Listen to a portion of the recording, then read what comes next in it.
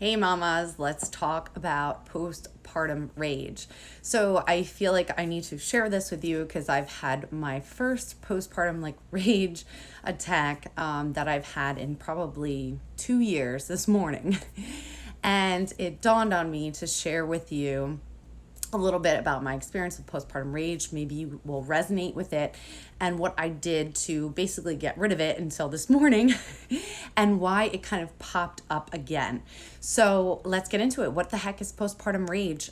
It could mean 1,000 different things to 1,000 different people, but most of it is just a shit ton of irritability, right? Like just insane irritabilities, and it could be that you're screaming at your kids and you don't know why, or you go into this rageful thing where you're throwing stuff and screaming and yelling and getting really mad and shaking like crazy. And it's like this, I explain it as all of a sudden it's this wave that comes over you and you go into this psychotic episode is really what I think of it as, right? It's like this crazy whirlwind of just anger, right? Anger and upset and irritability and resentment and just pure craziness is really the only way that I can put it, is that it's just this insane feeling.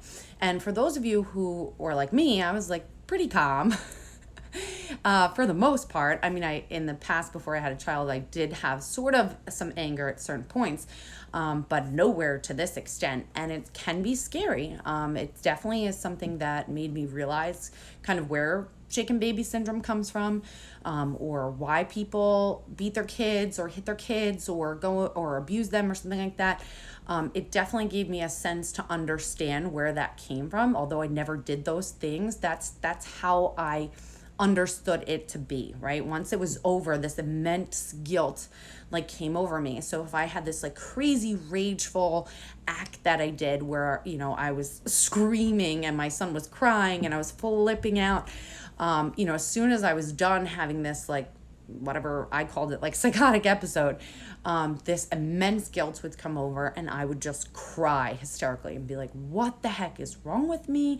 A crazy person. And mind you, if you have postpartum depression and anxiety, your chances of having this postpartum rage is higher, right? And I'll explain that in a minute. But this extreme guilt would come over me and I would just feel like this horrible person, this horrible mom. Why can't I control myself? What the heck is wrong with me? Why am I screaming over something so silly? And it could be any kind of trigger brings it on, right? So it could be that your kid spilled something or started crying, or it could literally be anything. It could be your spouse said something that sets you off. It could be that the house is a mess. It literally could be anything, and it sets you off in this sense that you're just this crazy person for a short amount of time, and then this immense guilt comes over you, and the guilt stays, right? It doesn't go away, and that doesn't help the anxiety or depression that you're feeling, right? It makes it even worse and kind of heightens it, right? Because if we already feel like we're not doing enough, or we're a bad mom, or we're anxious all the time or depressed and we can't, function the way that we want and we can't show up the way we want. Now, if we have these rage episodes, it's really scary, and we can get this to the point where now we're so guilt-ridden, we're so upset with ourselves that we can't seem to get anything right, that we just keep doing this, and then we keep beating ourselves up, right? We don't give ourselves some grace or figure out why we're having it, and we don't give ourselves this forgiveness, right? Because this sometimes, for some people that I've spoken to, it feels like it's unforgivable, right? So let's talk a little bit about why this rage kind of happens and what you can do about it. So one of the things that causes this rage, again, it's different for everyone, but one of them that happens to me and a lot of my clients is that there's this there's something anxiety ridden, right? So it could be that you don't have enough self-care time, that you're doing everything, you're taking care of the baby. It could be another stressor. It could be a stressor at work that you're not dealing with. It could be your spouse stressor. It could be your family member stressor.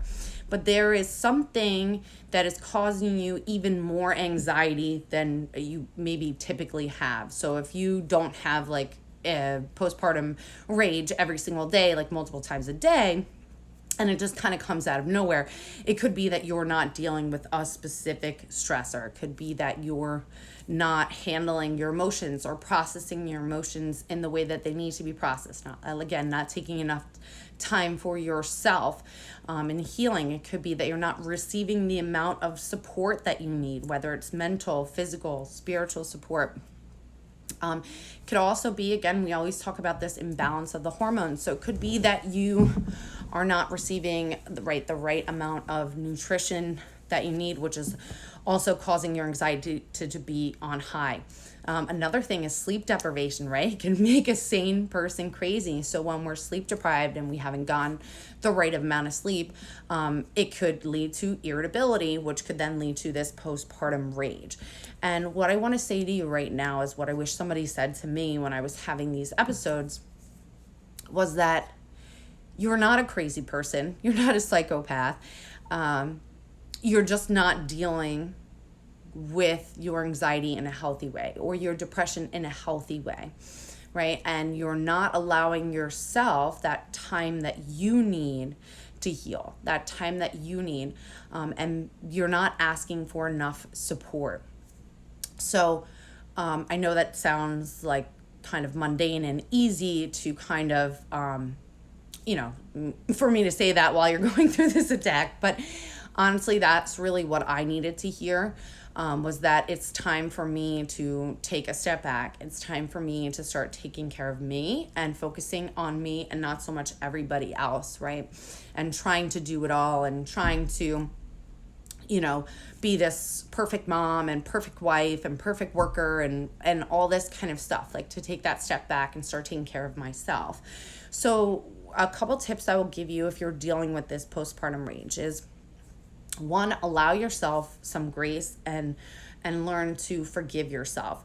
When you are in that moment, especially when you're dealing with postpartum depression, anxiety, OCD, psychosis, whatever you're having, this is not you, like your authentic self, right? When you are in a good mood, when you are feeling calm and peaceful and conscious, you would in no way act like this.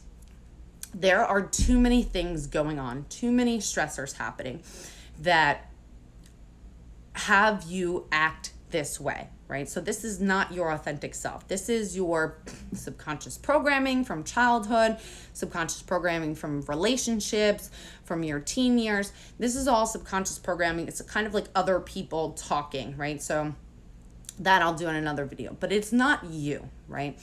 So when you get to the point where you start to get help, this is step number 2, get help, right? Telling someone. So it could be a therapist, it could be your doctor, it could be a trusted friend, it could be a coach, a mentor, your mother. Telling them what you're going through is going to help to relieve some of that guilt and shame and pressure that you're feeling. And although you might be afraid to tell someone that this is what you're going through, it's going to be the best thing for you. 2 reasons, especially if it's somebody who understands what you're going through. The first reason is that this person has empathy for you and is going to talk to you in the way that you need to be talked to, okay? Not what you're telling yourself in your brain, that you're a bad mom, that you're a crazy person, that you don't know what the heck you're doing. Somebody else should take care of your kids, that you are not capable to do this, that you're not in your sane mind. You need somebody who's going to tell you that this happens. It happens more often than people talk about, and there's ways to cope with it. So the third tip is you have to figure out what the triggers are. That might be difficult because you might have to go through some episodes of the rage first.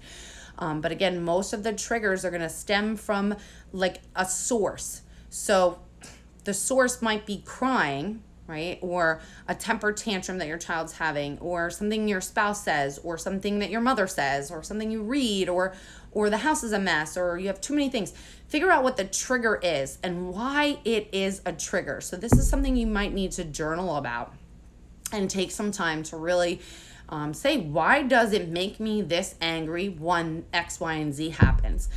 And every time you have an episode, write it down or think back to the episodes that you've had.